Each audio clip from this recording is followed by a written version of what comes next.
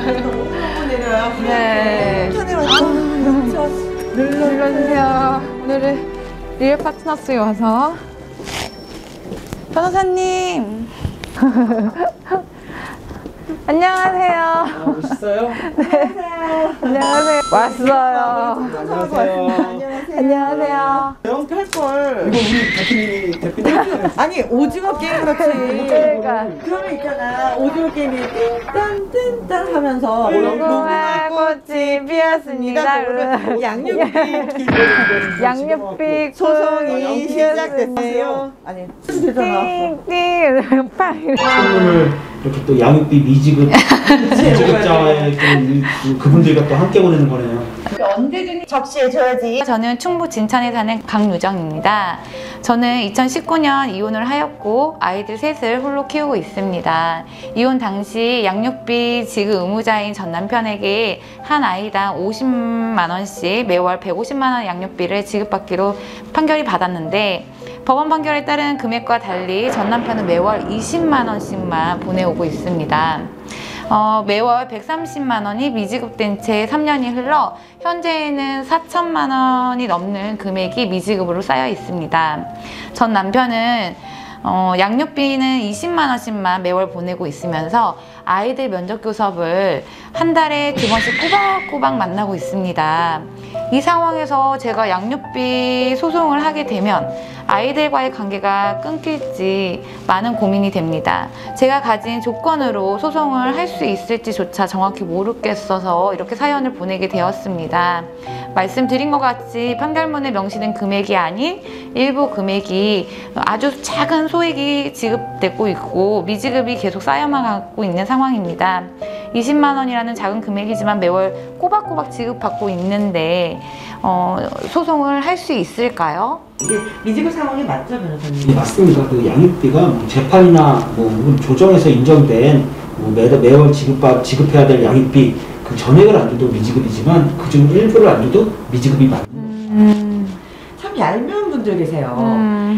지금까지는 안 주고 있다가 하도 막 양육비를 안 줘서 양육비 채권자가 양육비 소송을 진행을 했을 때 재판 기일을 앞두고 일부만 또 딱 지급하는 거예요. 그러면 재판 가기 직전에 재판부에서 이 상황을 어떻게 판단을 할 것인지에 대한 고민이 정말 많으셨거든요. 맞아요. 근데 그렇게 예를 들어 잠깐 1회나 뭐 몇 회 조금 지급한 거 재판에 영향이 없겠죠? 영향이 아예 없진 않고요. 뭐 일부 지급한 게 내가 미지급한 액수를 초과하거나 미지급한 액수를 다 변제한 거다. 사실 재판에 의미가 없는 거잖아요. 그러니까 이제 법원에서는 아무래도 전체 금액이 이제 회복이 됐으니까 소송의 실의가 없다 결정할 가능성이 상당히 높고요. 그러니까 전체 금액이 그렇게 됐을 때는 예, 50만 원 중에 10만 원만 보낸다. 그렇게 되면 이제 남은 금액으로 해서 이제는 재판이 이루어질 수 있는 거죠.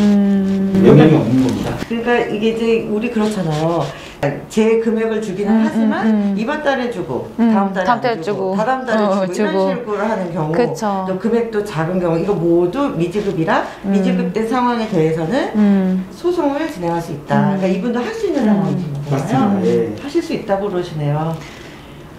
근데 이제 조금 이제 불안해하는 거는 어찌 됐든 이 어려운 상황에서도 나는 일부 지급을 했다라고 이제 상대방들이 주장을 하다 보니 양육자 입장에서는 이거 다 받은 건 아닌데 또 안 받은 건 아니어서 재판부에서 어떻게 결정을 내려주실까 하는 그런 걱정들이 매우 큰 것 같아요. 재판부에서는 일단 미지급한 양육비에 대해서는 지급 명령을 내립니다. 일단은 뭐 미지급한 양육비에 대한 채권이 엄연히 존재하기 때문에 그걸 부인할 수는 없거든요. 다만 이제는 뭐 조정을 열어서 정말 사정이 어렵다 그러면은 미지급된 금액을 뭐 몇 번에 쪼개서 언제까지 변제하는 식으로 해서 좀 여유를 주는 거죠. 그게 아니라 그러면은 정상대로 판결이 나가고요. 판결에 따른 만약에 그 판결에 따른 돈을 주지 않으면 그에 따른 이자가 계속 이제는 또 붙는 그런 거죠. 네, 그러니까 다시 한번 또 제가 질문을 좀 드려보게 되면 3회 미지급이 돼야 소송할 수 있다는 얘기를 들었는데 저도 양육비 이행 및 추심 소송이 가능할까요? 라는 질문을 이 사연 해주셨어요. 네. 그러니까 미지급이 3회가 되어야만 소송을 할 수 있나요? 꼭 그런 건 아니고요. 한 번, 그러니까 1회 미지급해도 혹은 1회도 아니라 일부만 미지급해도 소송은 바로 가능합니다. 그리고 소송이 가능하고 양육비 이제 청구 소송을 하는 거죠. 그리고 그에 따른 결과가 나오면 그 결과를 가지고 이제는 뭐 채권 출신 절차를 또 밟을 수가 있고요. 그리고 만일 양육비 이행 명령을 받고도 그 상대방이 양육비를 지급하지 않으면 뭐 1,000만 원 이하의 과태료 부과도 가능하고요. 30일 이내에 감시 처분도 가능합니다. 또 이후에는 또 운전면허 정지나 또 출국 금지와 같은 또 강도 높은 제재 처분도 가능하고요. 뭐 이렇다 보니까 아무래도 우리가 보통 일반적으로 소송을 하게 되면 양육비 관련된 소송을 하게 되면은 한 번 또는 일부 금액을 미납했다 그래서 소송을 하기에는 사실 배보다 배꼽이 더 크거든요. 소송 비용이 더 부담이 더 많이 돼요. 금액이 적기 때문에. 그렇기 때문에 보통 양육비 미납된 게 좀 어느 정도 쌓이면 진행을 하는 경우가 많습니다. 그렇다 보니까 일반 소송보다는 아무래도 강도 높은 후속 조치를 취할 수 있는 양육비 이행 명령을 이제는 신청하는 경우가 좀 대다수인 거죠. 예. 그래서 저희도 양육비 이행 명령을 하라고 네, 건의를 건의드리고 있어요. 미지급일 경우 이게 이행 명령으로 가는 것이고 그렇다 하더라도 그러니까 3회가 아니라 하더라도 사실은 소송을 할 수는 있다. 민사적인 차원에서 네. 민사 소송으로. 네. 이분 같은 경우 이제 매월 20만 원씩 꼬박꼬박 받고 있지만 이미 미지급이 4천만 원 그렇죠. 이상이기 때문에 할 수 있다는 거죠. 일식은 지금 명령부터 담보자금 명령까지도 다 할 수 있고요. 뭐 아마 이 정도 금액이 되면 법원도 조정을 통해서 좀 분납을 해서 변제하는 쪽으로 주로 하고요. 다만 지금은 좀 많이 그런 추세가 좀 많이 사라졌는데 예전에는 4천만 원 미납이라고 하면은 좀 그러니까 상대방이 금전적으로 힘드니 1,000만 원 정도로 해서 5개월 정도 나눠서 주면 안 되냐. 그래서 그렇게 해서 이제 양육비가 감축되는 경우가 상당히 많았습니다. 네, 사실 맞아요. 상당히 많았다는 표현보다는 뭐 그때 대다수였죠. 네, 맞아요. 대다수였죠. 그러다 보니까 금액이 많이 밀리면은 뭐 소송이 올 때까지 상대방이 기다리는 경우가 대단히 많죠. 차라리 법원 가서 말을 하면은 깎아준다. 조정 들어가면은 반 이상 준다. 이런 게 많았는데요. 요새는 또 근데 이제 분위기가 많이 달라지다 보니까 법원도 이제 그런 부분에 대해서는 좀 많이 자제하려는 모습이 좀 보이고 있습니다. 네. 과거에는 정말 그랬어요. 맞아요. 과거에는 그러니까 아이들의 생존권, 아이들의 관점이나 아이들의 입장을 보지 않고 지급하는 사람, 지급해야 되는 의무자에 대한 사정을 더 많이 받았죠. 받았죠. 실제 저희 회원 중에도 있었잖아요. 많았죠. 네. 그게 감액되는 경우가 네. 너무 많아서 네. 상대방이 나 힘들다, 이거 못 준다 이렇게 하면 완전히 터무니없는 상황으로 채권을 도대체 채권이 왜 존재하는지를 모를 만큼 그랬었는데 지금 이렇게 노력해 주시는 분들이 많아서 분위기 자체는 좀 바뀐 거는 맞는 것 같아요. 네. 참 그러니까 아버님이 아이들하고 면접 교섭을 한 달에 2번 꼬박꼬박 하신다고 했는데 조금 더 아이들에 대해서 성장을 관여한다고 생각하고 의무를 지켜주셨으면 좋겠네요. 다 해줬으면 네. 좋겠어요. 그래서 걱정, 이게 사연자분이 걱정 없이 좀 아이를 양육할 수 있도록 그렇게 됐으면 좋겠네요. 맞아요. 이런 케이스는 면접 교섭은 열심히 하는데 이제 또 양육비를 안 주는 경우는 상대방과 이제 양육자 간의 관계가 또 대단히 안 좋은 경우가 대부분이에요. 네, 그렇죠. 너한테 돈을 주느니 아이를 만나서 아이한테 맛있는 거 사주고 옷을 사주겠다 이런 경우가 많거든요.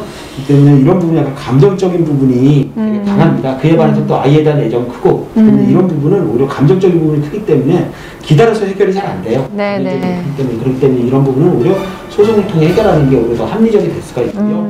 소송을 통해 해결한다고 해도 이 아이에 대한 애정이 큰 상황이기 때문에 막상 결과를 받아들이면은 그거에 또 순응을 해서 또 적극적으로 양육비를 주는 경우가 또 많고요. 또 아이와의 관계 없이도 본인이 양육비를 충분히 줬기 때문에 더욱 아이와의 관계에서도 그 자신감을 갖는 거죠. 내가 비록 자녀를 양육하지 않지만 아버지 혹은 어머니로서의 역할에 최선을 다하고 있다.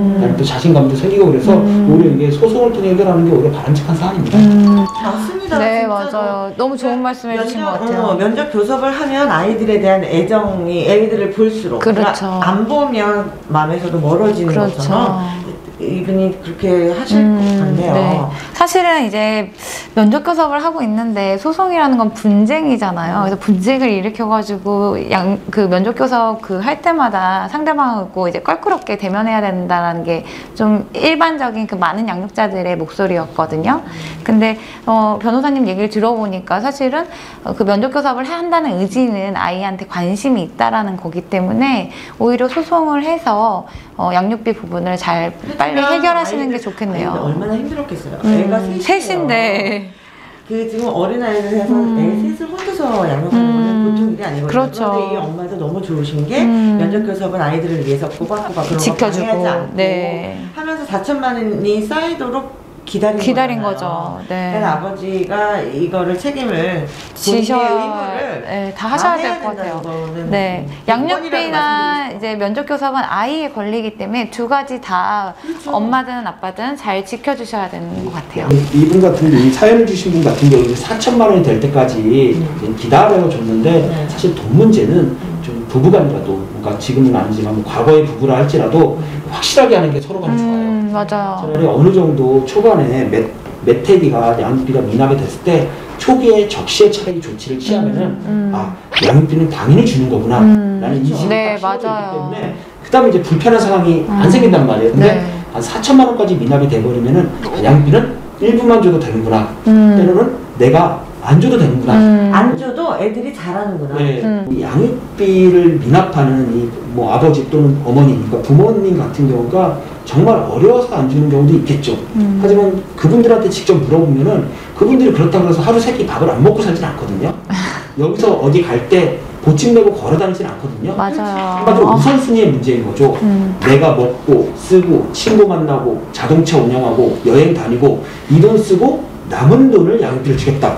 이렇게 생각을 가지니까 양육비를 못 주는 분들이 상당히 많은 거예요. 맞아요. 그 때문에 그런 분들한테는 오히려 양육비가 초기에 매태 미납됐을 때 초기에 빨리 대응을 해줘야지 아 양육비를 주고 남은 돈에서 내가 생활을 하면 되는구나 이게 인식이 된다는 거죠. 언제든지 적시해줘야지. 밥을 먹고 다니니? 애들은 걱정 안 돼?